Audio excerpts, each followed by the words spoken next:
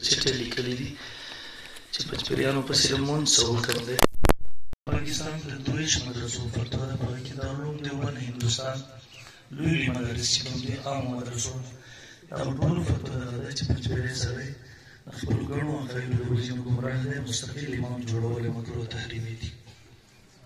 پچپریان ځکه ټول مني که نه هغوی صرف د روح دپاره عذاب ثواب مني، جسد چې کوم په دې قبر کې پروت وي د عقل په بنیاد د هغې نه انکار کوي.